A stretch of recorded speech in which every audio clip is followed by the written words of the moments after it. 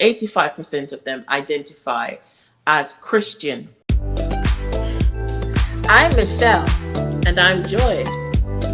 I live in the US. And I live in England. And we were across the world on a mission.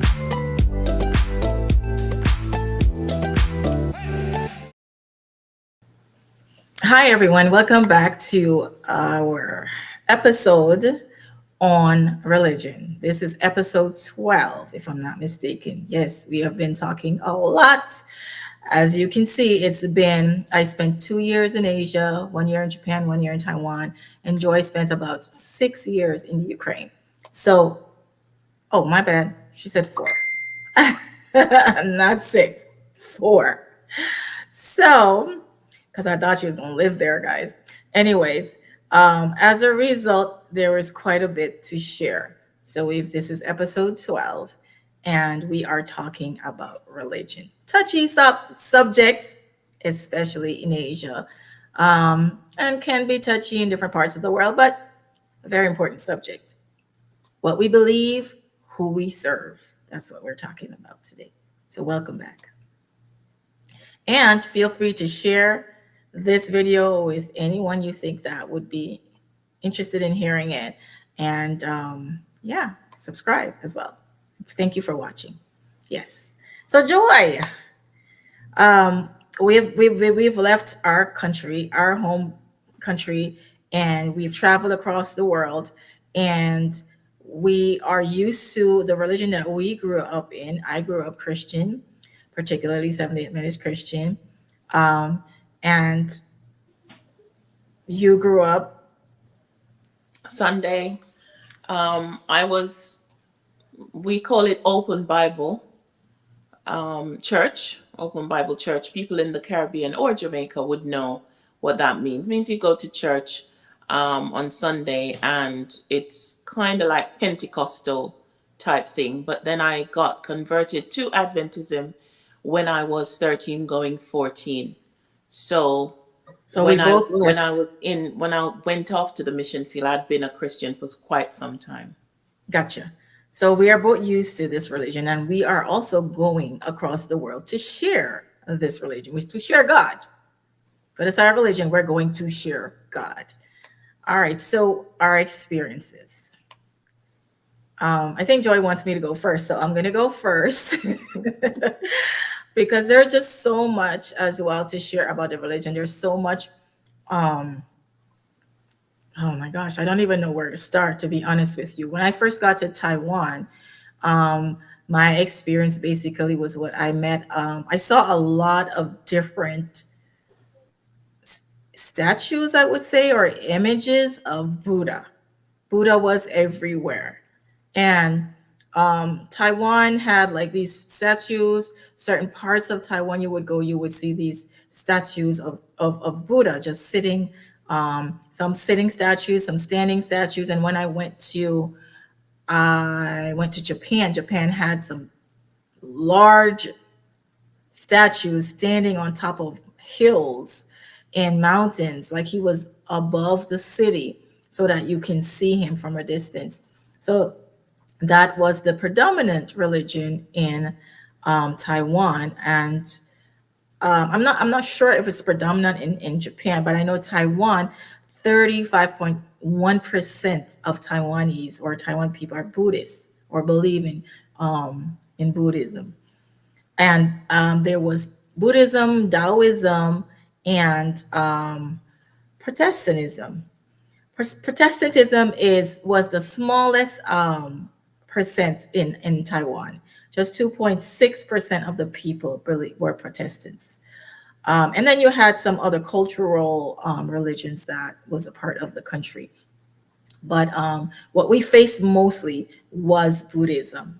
And in Buddhism, they had the belief that if you died, that you would come back as possibly, let me just say this. I know that there was a time we went to the park, and they mentioned some of my students or friends were talking about, the animals that were in the park and how they never mistreat an animal And one of the reasons was that because it could be your former grandmother, grandfather, in the form of an animal, come back as an animal, which is, I think, part of the Buddhist belief. Um, and just that's just to scratch the surface on what some of their beliefs were. And I also believe that part of their belief was that um, why they burnt money. I know in the previous episode I did talk about burning paper money as part of a month. That paper money was to go back to the ancestors to kind of make sure that, you were giving them what they needed while they were in some other atmosphere. I'm not sure. I haven't dealt much into it. Um, but yeah, that's part of my introduction really to Buddhism when I was in Taiwan and Japan. So yeah. Interesting. For me, I remember when I arrived too in the Ukraine, there was a lot of churches, and I really, really admire. It's very beautiful. They have golden tops churches, and um, you would think it's Muslim because of how the gold and all of that regala on the buildings itself. But no, I quickly realized that that's how they keep their churches and so on. But for the most part of it, Ukrainians, 72% of them, well, 85% of them identify as Christian, but 72 of that 85%, 72 percent of them um, are Orthodox. Yeah, their religion Orthodox. I initially going there, I didn't really understand, and I don't want to give a wrong view of their religion, to be honest with you, because being there, I for me, I see things in black and white. And so when I went there, and based on the things that they were doing, for me, it looks as if it's similar to the Catholic faith. So, because they had a lot of images and statues and all of that in their churches. They lit candles for the dead, all of those things. They painted eggs, and like I mentioned in like a few videos back, when it was Easter time, they would paint eggs, and they would take it to the church and leave some there and all of that stuff. So for me, it's pretty much similar to the Catholic faith. And so that's my initial encounter with the religion when I went there, to be honest. Yeah.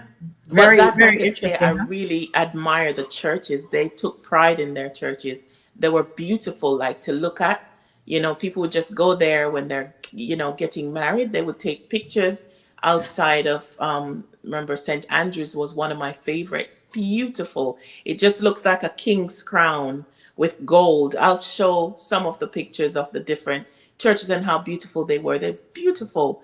But yeah, for the most part, it's so very, very much like the Catholic faith, the way Yeah. they worship. Yeah.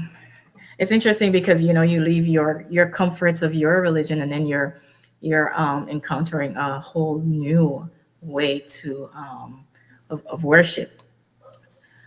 So it's funny because I remember us as missionaries, as student teachers as well, just going from city to city or going from town to town.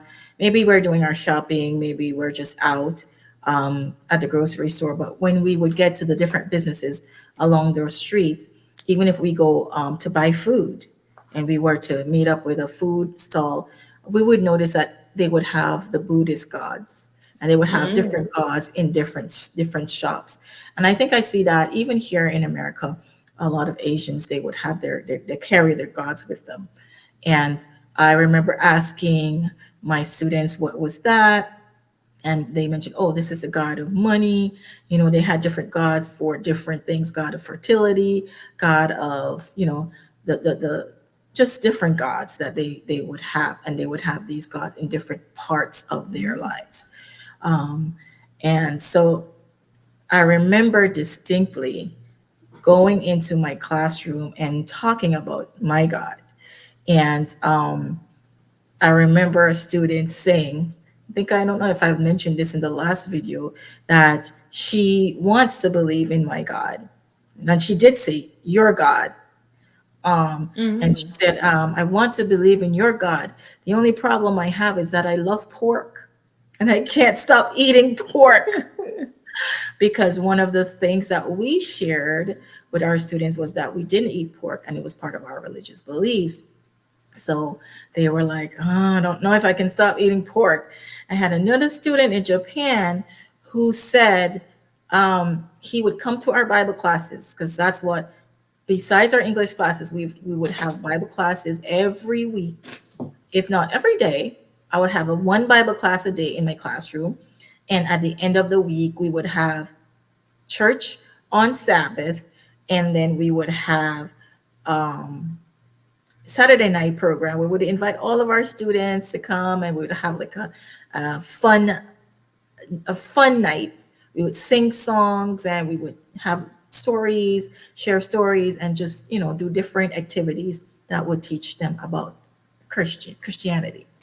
So I remember going, and one of my students came. He would come to Bible classes on a regular basis. He would sit down and he was studying. As a matter of fact, he had been studying for years. And this is another thing that we learned as student missionaries, well, going to Asia to teach Christianity. We learned that Christianity was not as easily welcomed or accepted there. Mm. So as a result, it would take a Bible student any time from about 1 to 6 years Mm. to actually accept the gospel, to accept Wow. Christianity. So that was what we had to deal with when we were sharing. You cannot go and be like, oh, I'm going to share God, and my God is the God, and so they must accept it. No, that was not the approach, and that was not. We were very patient in sharing, giving God the opportunity to impress upon the heart, to change that heart. But I remember this one student came to me, and he struggled with smoking. This was in Japan. And he said, I want to become a Christian. I want to join the church, but I don't know how I can stop smoking. And he was a pretty big smoker. He would smoke everywhere. He even told us stories about smoking in his house, and his wife telling him, nope, you got to go outside and smoke. But that was his struggle. And eventually he did get baptized. But even though he got baptized, he was still struggling with the issue of smoking. Mm. Mm.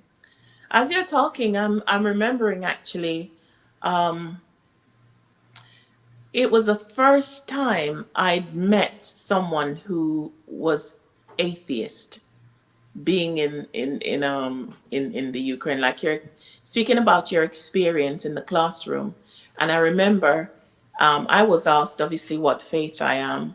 In introducing yourself, you introduce yourself as a Christian, and they're familiar with what Christianity is, right? But because they're either Catholic or Orthodox, you have a few percentage who are other things, but they mainly view things from a Catholic point of view. In my head at the time, obviously Orthodox, their faith. And so when I was in the classroom, and we were having conversations with our students, I had a lot of students who didn't believe in a God, didn't believe that there was God. And honestly, as a young person going on the mission field and being greeted with such ideas, it was like blasphemy at that time, because you're thinking, this is a day and age where we know that God exists. But there and then there was obviously that brought in the challenge as well when it was time to tell them about God in Friday night meetings. We didn't have Bible study classes on a daily basis. The what we had there was English lessons every single day.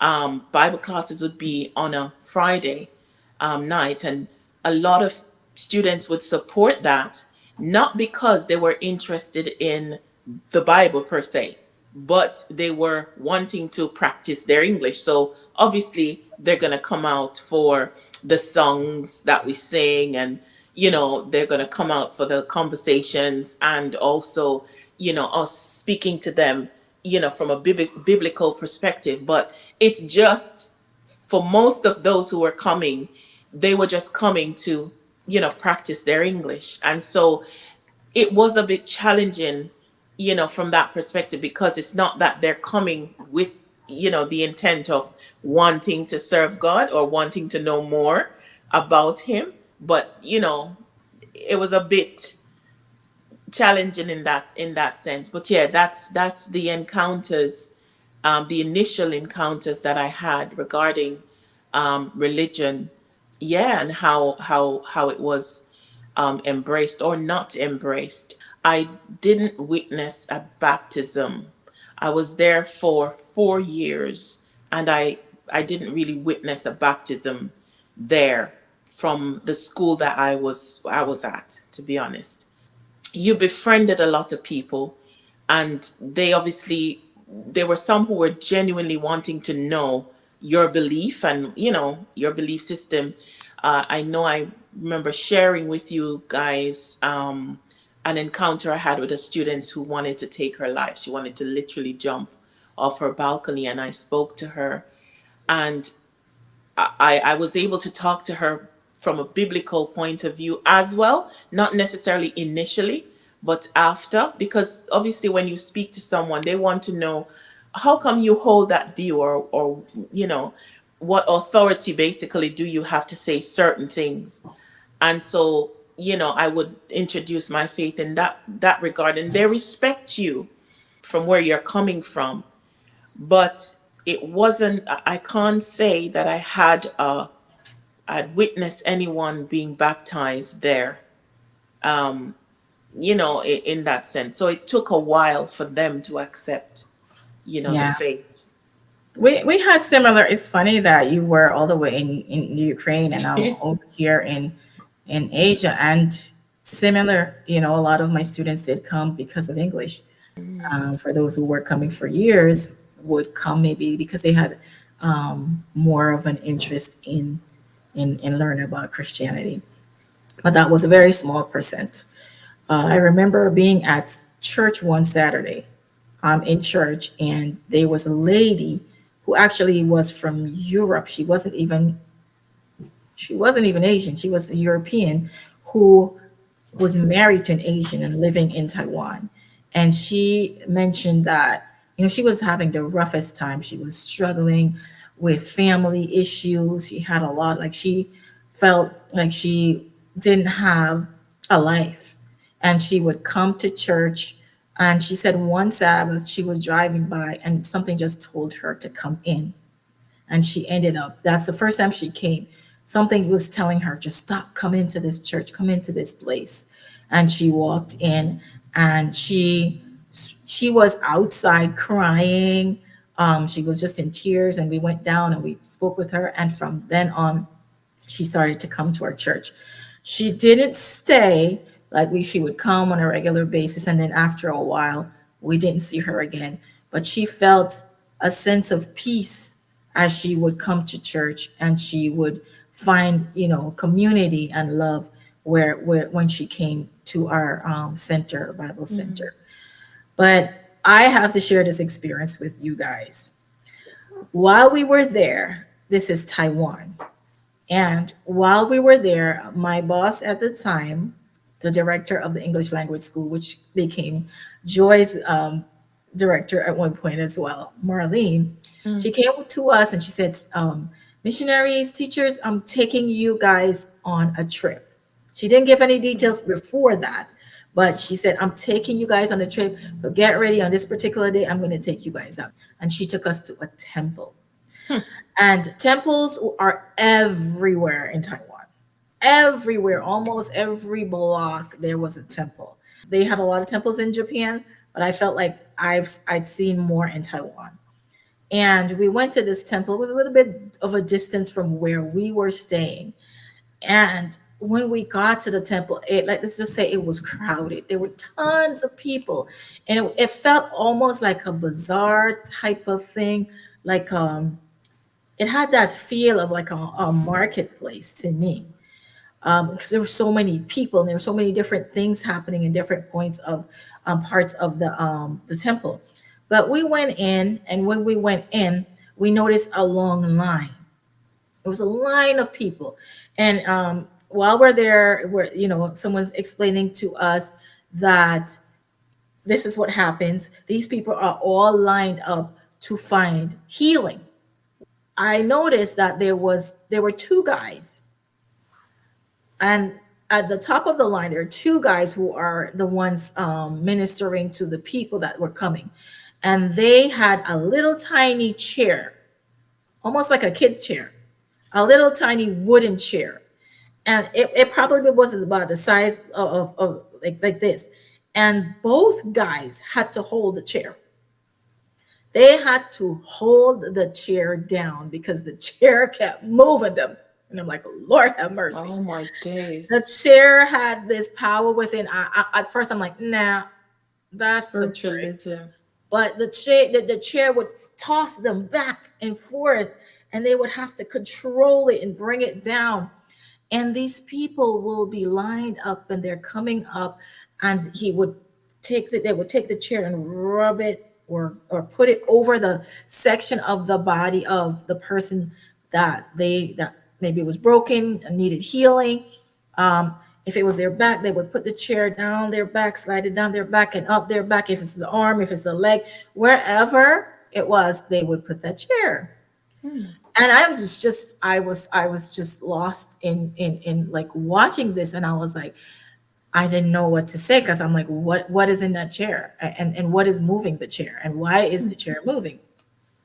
Anyhow, there was long list of people. They would put their money in, and they would go in, and it kept on going like that for the entire day. But guys, that was not the most. Uh, I it's remember, hard for. Michelle, you speaking to me about this experience you had as well. I believe it's the same day, because you saw so many, you were traumatized, I think, up to that, It was it because you was it was told me something I'd something never about seen somebody before. cutting up themselves. Was Yes, it on the so same that was. experience? Yes, that was it was the same day in the same location, at the same temple. On the other side of the temple, there were some young kids, like teenagers, and they had these long blades, long Oh. spears, or and they were just like putting there. It was music, and they were dancing, and they were putting it and cutting their tongues, Mm, cutting their tongues. It was a very bloody scene and mm. gruesome scene. And sometimes their backs, they would cut their backs. They didn't have shirts on. Um, for the guys, they didn't have shirts on, and they would cut their backs and cut their tongues. And so it was like a dance. I'm not sure. I cannot explain it to you as to what they were doing, but this was the scene that we saw that day at the Wow. temple. And one of the locals mentioned to us that this is something that happens, and while they're doing that, they don't know that they're doing it. Like, they're not feeling. So they're possessed then. They're not feeling it. So pretty much that was what I would say. Um, so after, then they would feel the different, and they see the cuts and stuff like that, but they weren't feeling it at the time. So what my boss wanted to bring us there to show us was what we were up against. She said, this is what you're up against. As you share your God, this is the God that you're dealing with. So Hmm. prayerfully, we left that day, and it was quite humbling experience, if I might say so, because clearly it demonstrated to us that we had no power within us, that all power belongs to God. And any transformation that would happen between any human being on this earth would have to be done by God Mm-hmm. and his spirit. So that we went away on the bus just singing praises to God and thanking him for just being a God of compassion, a God that would allow us to find forgiveness and hope in him. Yeah. Mm. Wow. Yeah. Wow. It's Wow. a I lesson didn't, to learn. wow, I'm speechless. Yeah. I'm speechless. Wow. In the Ukraine, we didn't, there's none of that. I could, thankfully, there's none of that. But, from the other side, on the other side of the coin, and I think this is it for, for every faith um, that is not Bible based, you are going to come across, these type of things. And like you pointed out, it's only God. Um, the lesson that I've learned in this whole thing is that, we're discussing the length of time that it may take someone to be won over to the faith. And it does take time. And just like the Lord, takes time with us, we need to obviously allow people that time as well. But the most important thing to note is that we're not the ones who are doing the reaping. We're only called to plant the seeds. And because sometimes, to be honest, when I was there, I remember, when you go on the mission field, because of what you're seeing, and I spoke about my pre existing ideas and thoughts that I had going to Russia. And when I went to the Ukraine, it was very different to my preconception. And so I had preconceived ideas of what it would look like being a missionary and witnessing to people and having people give their hearts to Jesus and all those things.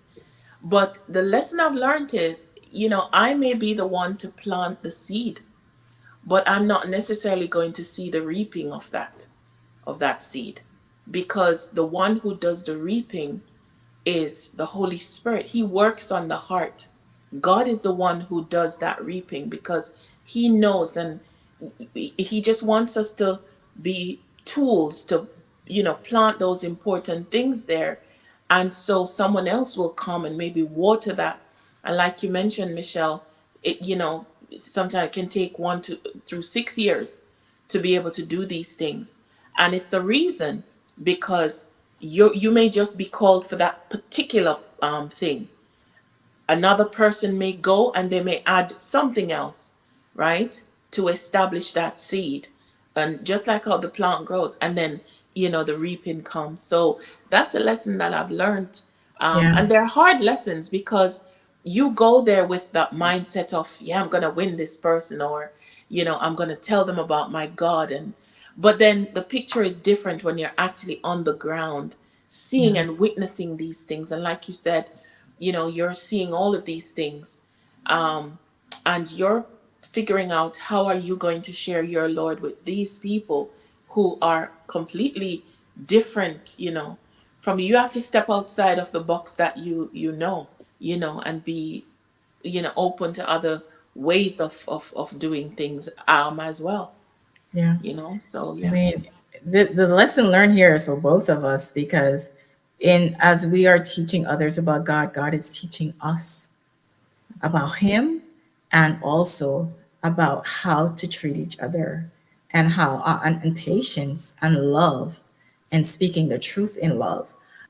I had the opportunity of seeing someone get baptized while I was there. She was my Mhm. Chinese sister, and she actually, not when I was there, to be honest, now that I remember, it was a year after. Like I said in the previous video, I did Mhm. have an opportunity to go back to Taiwan a year after while I was in Japan. She called me up and she said she wanted to get baptized. And I said, there's no way I am missing your baptism. So I was one of her first English teachers at the center. I was her first English teacher. I met her when she was 16 years old. And I left, came back, and then she said she was ready to be baptized. So I feel like God has used me in her life. And I was just so blessed to be able to go back and witness her baptism. Amen. And right now she's married to a pastor. Pastor. Amen. And she was able to share her belief with so many others. So sometimes you don't know how God is going to bless. He may use one person, use you to reach one person, and then use that one person to reach so many others. So it's a ripple effect. So that's a lesson learned. Just do what God is calling you to do. Do not worry about anything else, anyone else, how it's going to happen, when it's going to happen. He is going to do it in his time. So praise God.